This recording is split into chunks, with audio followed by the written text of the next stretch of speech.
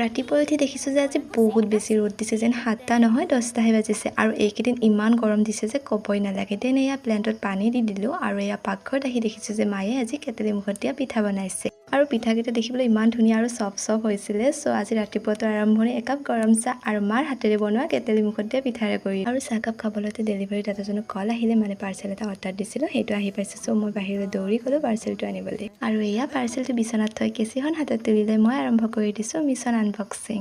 আৰু পাৰ্চেলটো হাতত পৰাৰ পিছৰ পৰা মই বহুত বেছি এক্সাইটেড হৈ থাকোঁ পাৰ্চেলটো আনবক্সিং কৰাৰ বাবে, কিয়নো বহুত বেছি ভয় হৈ থাকে একজেক্ট ছেম আহিবনে যেনেকৈ অৰ্ডাৰ কৰিছোঁ, আৰু যদি নাহে মাৰ পৰা গালি শুনাটো একদম ফিক্স হৈ থাকে। পিছে পাৰ্চেলটো অ'পেন কৰি যি আইটেম দেখিলোঁ বুজা গ'ল যে ইয়াক মোৰ দ্বাৰা ফিক্সটো নহ'ব।